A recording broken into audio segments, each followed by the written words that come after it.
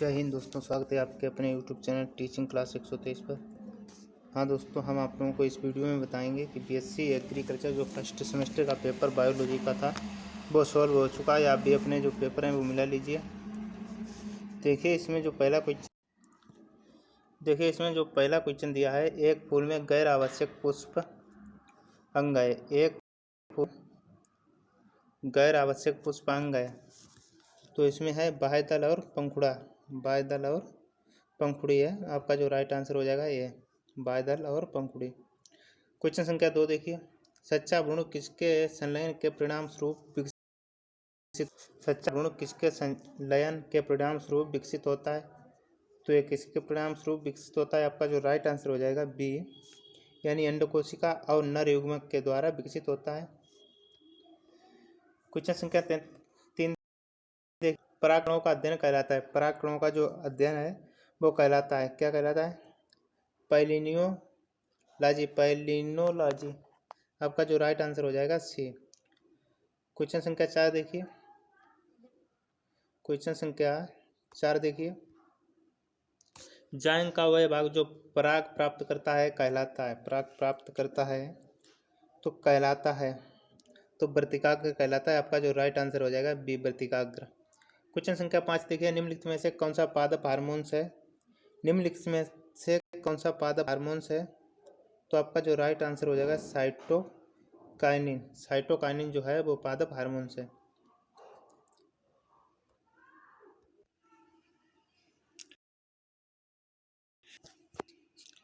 Mendel का स्वतंत्र विवरण का नियम किस पर स्थित जीनों के लिए अच्छा है? किस पर स्थित जीनों के लिए अच्छा है? तो आपका जो राइट आंसर होगा समरूप गुणसूत्र पर। समरूप गुणसूत्र, आपका जो राइट आंसर बी हो जाएगा।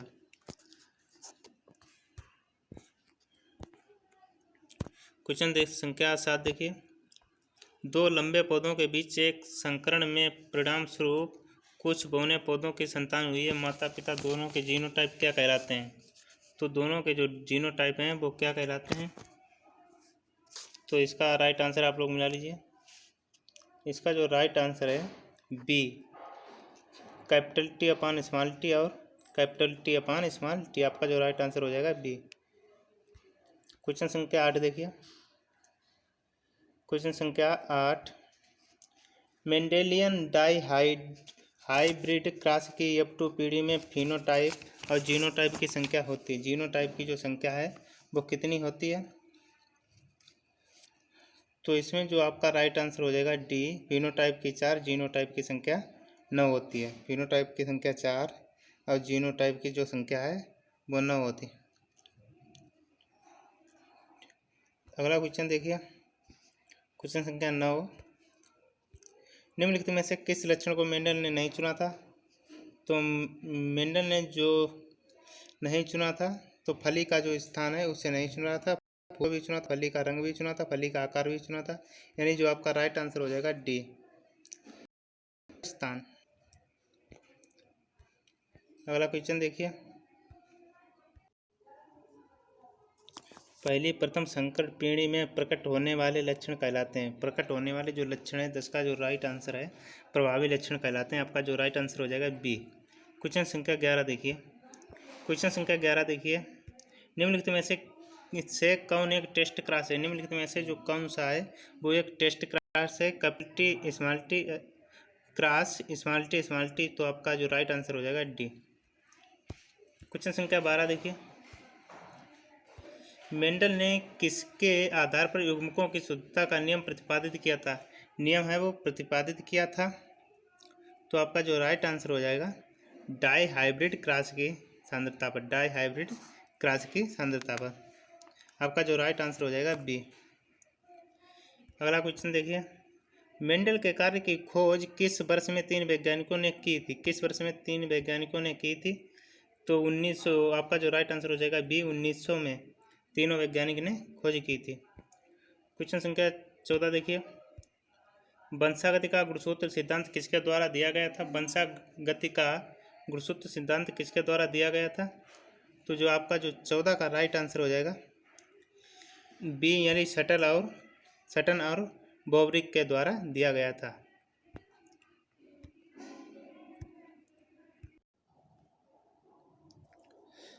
क्वेश्चन संख्या 15 में पूछा गया है, एक ही गुणसूत्र पर एक दूसरे के बहुत करीब स्थित जीन एक साथ संचरित होते हैं और उन्हें कहा जाता है, उन्हें क्या कहा जाता है?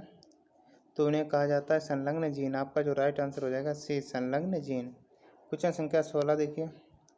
क्वेश्चन संख्या 16 देखिए, मानव जनसंख्या ज्यामितीय अनुपात में बढ़ता है जबकि खाद्य सामग्री अंकगणितीय अनुपात में बढ़ती है। यह एक बयान है, यह एक बयान है। किसका एक बयान है? तो 16 का जो राइट आंसर हो जाएगा, तो 16 का जो राइट आंसर हो जाएगा माल्थस के द्वारा। माल्थस आपका जो राइट आंसर हो जाएगा, यानी डी आपका राइट आंसर हो जाएगा, यानी माल्थस के द्वारा आपका राइट आंसर डी हो जाएगा। क्वेश्चन संख्या 17 देखिए, लैंगमार्कवाद के अनुसार लंबी गर्दन वाले जिराफ विकसित हुए थे। लंबी गर्दन वाले जो जिराफ हैं वो विकसित हुए थे। तो इसका जो राइट आंसर है देखिए, यानी छोटी गर्दन वाले द्वारा कई पीढ़ियों तक, छोटी गर्दन वाले जो होते जिराफ, उनको कई पीढ़ियों तक गर्दन को ऊपर खींचना। तो आपका जो राइट आंसर हो जाएगा डी। क्वेश्चन संख्या देखिए 18, स्वतंत्र अभिव्यवन के नियम की व्याख्या की जाती है। स्वतंत्र अभिव्यवन के नियम की जो व्याख्या है वो की जाती है। क्वेश्चन संख्या 18, तो यह की जाती है डाई हाइब्रिड, यानी डाई हाइब्रिड। आपका राइट आंसर ए हो जाएगा, डाई हाइब्रिड। डाई हाइब्रिड हो जाएगी। अगला देखिए क्वेश्चन संख्या 5,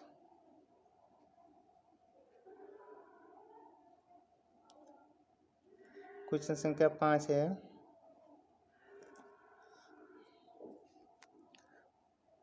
क्वेश्चन संख्या अगला 19। क्वेश्चन संख्या 19 है, ऊर्जा के संभावित प्रारंभिक स्रोत में था। ऊर्जा के जो संभावित स्रोत में था क्या था?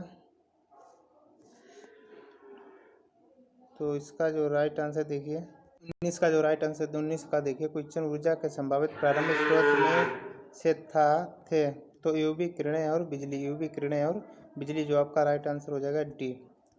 क्वेश्चन संख्या 20 देखिए, प्रारंभिक वातावरण में मीथेन और अन्य हाइड्रोजन थे, अब उनका स्थान ले लिया है। अब उनका स्थान जो है वो ले लिया है। तो किसने ले लिया है? उनका स्थान जो है नाइट्रोजन ने ले लिया है। आपका जो राइट आंसर हो जाएगा ए।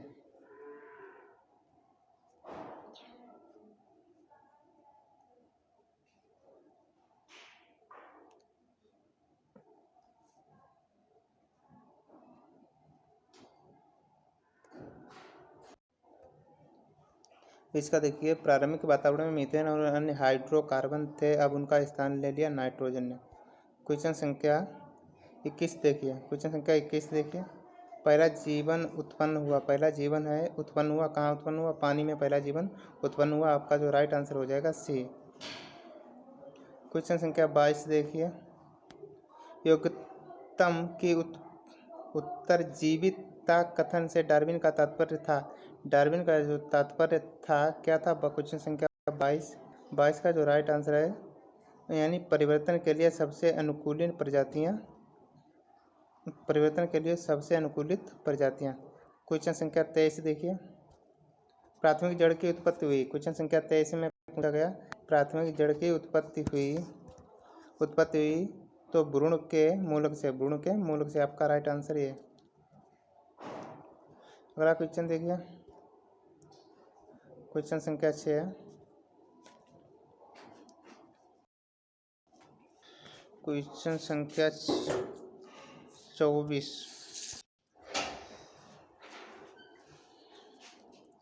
क्वेश्चन संख्या 24 में पूछा गया है, बीज अंकुरण के समय किस भाग से तना निकलता है? पलम्यूल से। कैसे निकलता है? पलम्यूल से। जो आपका राइट आंसर हो जाएगा ये, पलम्यूल से। और अगला क्वेश्चन देखिए, कोशिका शब्द किसके द्वारा दिया गया?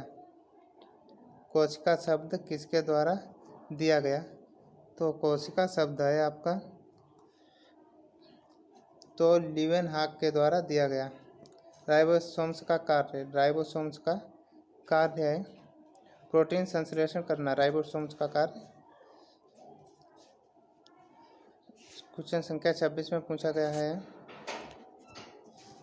26 में गया है क्वेश्चन संख्या 26 राइबोसोम्स का कार्य है, यानी जो राइबोसोम्स है उसका कार्य है, तो राइबोसोम्स का कार्य हो जाएगा लिपिड संश्लेषण, यानी बी आपका राइट आंसर। क्वेश्चन संख्या 27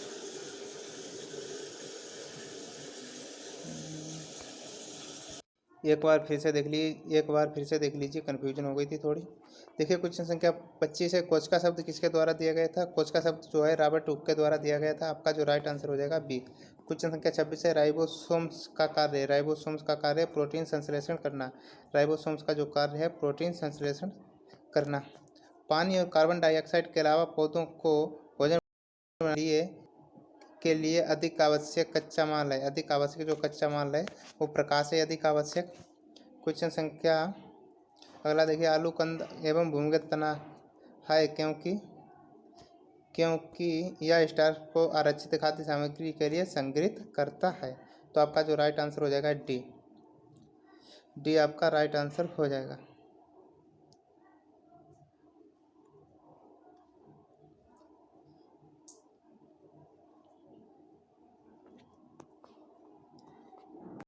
देखिए, निम्नलिखित में से किस पौधे में तना खाद्य सामग्री भंडारण नहीं करता है? तो आपका जो राइट आंसर हो जाएगा आलू नहीं भंडारण करता है। इसमें जो पीडीएफ तिरछी बन गई थी इसी के कारण वो वहाँ पे दिक्कत आ गई थी। क्वेश्चन संख्या 30 देखिए, ऊपर विस्तारी कहे जाने वाले कुछ पौधों को आसानी से परिवर्तित किया जा सकता है। यह तथ्य के कारण पर है, इस तथ्य के कारण है। इस तथ्य के जो कारण है वो क्या है? तो वे संख्या में असंख्य हैं। तो वे संख्या में असंख्य हैं। अब वे तैयार भोजन स्टोर करते हैं। वे क्षैतिज रूप से मिट्टी पर पाए जाते हैं। तो इसका जो 30 का जो राइट आंसर हो जाएगा डी, यानी वे गांठों पर काफ़ी आसानी से साहसी जड़ें पैदा कर सकते हैं। तो आपका जो राइट आंसर हो जाएगा डी आपका राइट आंसर हो जाएगा। क्वेश्चन संख्या 31 देखिए, बोगनविलिया फूल का रंगीन भाग होता है। बोगनविलिया फूल का रंगीन भाग होता है तो कैल्स रंगीन भाग होता है। बी आपका राइट आंसर हो जाएगा। क्वेश्चन संख्या 32 देखिए, पुष्पकली में बायदल या पंखुड़ी की व्यवस्था कहलाती है। पंखुड़ी की जो व्यवस्था है वो कहलाती है पुष्पदल विन्यास। आपका जो राइट आंसर हो जाएगा बी, पुष्पदल विन्यास। क्वेश्चन संख्या 33 देखिए, एक उभयलिंगी जो पौधे हैं तो वो कौन से हैं? नर और मादा। क्वेश्चन संख्या 33 देखिए, एक उभयलिंगी पौधे हैं तो इसका जो राइट आंसर हो जाएगा बी, नर और मादा युग्म दो रूपात्मक रूप से भिन्न प्रकार के होते हैं। क्वेश्चन संख्या 34, ट्रांसजेनिक जो पौधे हैं वो कौन से हैं? क्वेश्चन संख्या 34 का जो राइट आंसर हो जाएगा सी, एक कोशिका में बाहरी डीएनए प्रवेश करके और उस कोशिका में से एक पौधे को पुनः उत्पन्न करना। क्वेश्चन संख्या 35 देखिए, क्वेश्चन संख्या 35 है, राष्ट्रीय वानस्पतिक अनुसंधान संस्थान कहाँ स्थित है? राष्ट्रीय वनस्पतिक अनुसंधान संस्थान कहाँ स्थित है? लखनऊ में स्थित है। आपका जो राइट आंसर हो जाएगा लखनऊ। क्वेश्चन संख्या 36 है, तो क्वेश्चन संख्या 36 है। 36 का जो राइट आंसर पूछा गया है, यानी जो सही क्रम चुनिए। तो इसका जो सही क्रम है सी वाला हो जाएगा CBAD, यानी पहले होगा तनुपट, फिर होगा बी युगपट, फिर ए स्थूलपट, फिर ई डिप्लोटिन, फिर पारगति क्रम। तो आपका जो राइट आंसर हो जाएगा सी। क्वेश्चन संख्या 37 देखिए, सही क्रम में व्यवस्थित होते हैं, सही क्रम में व्यवस्थित होते हैं, तो इसका भी जो है राइट आंसर सी हो जाएगा। यानी बी, सी, ए, ई, डी, एफ। पहले बी आएगा, फिर सी, फिर ए, फिर ई इसके बाद आएगा, फिर डी आएगा, फिर एफ जाती आएगी। क्वेश्चन संख्या 38 देखिए, आलू, टमाटर और बैंगन किस परिवार से संबंधित हैं? सोलेनेसी परिवार से संबंधित हैं। सोलेनेसी परिवार से संबंधित हैं।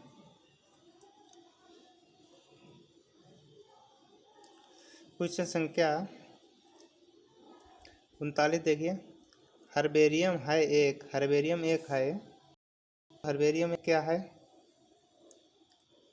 तो हर्बेरियम एक कागज की शीटों में दबाए गए विभिन्न सूखे पौधों के नमूने टैक्सोनॉमिक अध्ययन के लिए संग्रहित किए जाते हैं। तो आपका जो राइट आंसर हो जाएगा सी। क्वेश्चन संख्या 40 देखिए, 40 देखिए क्वेश्चन संख्या, पैंजेनेसिस का सिद्धांत किसके द्वारा दिया गया था? तो डार्विन के द्वारा दिया गया था। आपका जो राइट आंसर हो जाएगा डार्विन द्वारा दिया गया था 1868 ईस्वी में। अरहर का वानस्पतिक है कैजेनस कजान, यानी कजान, जो आपका राइट आंसर हो जाएगा ए। क्वेश्चन संख्या 42, गांठदार जड़ें कुल की विशेषता होती है। गांठदार जड़ें किस कुल की विशेषता होती है? फेबेसी कुल की विशेषता होती है। किस कुल की? फेबेसी कुल की विशेषता होती है। क्वेश्चन संख्या 43, होमोसेपियंस किस जीन्स से संबंधित हो? होमोसेपियंस किस जीन्स से संबंधित है? होमो से। किससे संबंधित है? होमो से। आपका जो राइट आंसर बी हो जाएगा। गेहूं का द्विपद नामकरण है। गेहूं का जो द्विपद नामकरण है, क्वेश्चन संख्या 44 है। 44 में पूछा गया गेहूं का द्विपद नामकरण है ट्रिटिकम एस्टिवम। आपका राइट आंसर है। क्वेश्चन संख्या 45, पोएसी परिवार में फल होता है। पोएसी परिवार में जो फल है वो होता है कैरियाप्सिस होता है। आपका राइट आंसर ये। क्वेश्चन संख्या 46 देखिए, क्वेश्चन संख्या 46 है। क्वेश्चन संख्या 46 है, तंबाकू है निकोटियाना के सूखे पत्ते। तंबाकू है निकोटियाना के सूखे पत्ते। आपका राइट आंसर सी। क्वेश्चन संख्या 47 देखिए, समसूत्री विभाजन के दौरान न्यूक्लियोलस गायब हो जाते हैं। 47 का जो राइट आंसर है, क्वेश्चन संख्या 47 में पूछा गया है, समसूत्री विभाजन के दौरान न्यूक्लियोलस गायब हो जाते हैं। तो कहाँ गायब हो जाते हैं? यानी प्रोफेज में। आपका जो राइट आंसर सी हो जाएगा। क्वेश्चन संख्या 48, द्विपद नामकरण किसके द्वारा दिया गया था? कैरोलस लीनियस के द्वारा दिया गया था। आपका जो राइट आंसर सी हो जाएगा। ओजोन परत पाई जाती है। ओजोन परत कहाँ पाई जाती है? समताप मंडल में 15 से 30 किलोमीटर की ऊंचाई तक पाई जाती है। 15 से 30 किलोमीटर। अदरक को माना जाता है क्या? अदरक को माना जाता है डंठल वाली पत्ती कहलाती है। डंठल वाली जो पत्ती है वो कहलाती है। क्वेश्चन संख्या 51 में पूछा गया है, यानी डंठल वाली जो पत्ती है कहलाती है। तो इसका राइट आंसर हमारे हिसाब से 100% तो नहीं सही है, पर यह बी वाला सही हो सकता है। संब्रंत है। इसका क्वेश्चन मिला नहीं किसी बुक में। क्वेश्चन संख्या 52 देखिए, विश्व का सबसे बड़ा फूल। विश्व का जो सबसे बड़ा फूल है वो रेफ्लेसिया है। कौन सा है? Rafflesia. Double helix DNA model दिया था। डबल हेलिक्स डीएनए मॉडल दिया था, तो किसने दिया था? यानी वाटसन और क्रिक ने दिया था। आपका जो राइट आंसर बी हो जाएगा। क्वेश्चन संख्या 54, डीएनए में मौजूद नाइट्रोजन बेस हैं। डीएनए में जो मौजूद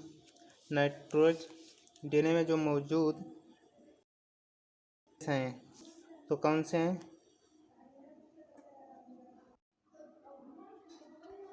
तो इसका जो राइट आंसर हो जाएगा ए, एडेनिन, थाइमिन, गुआनिन और साइटोसिन। आपका राइट आंसर ये।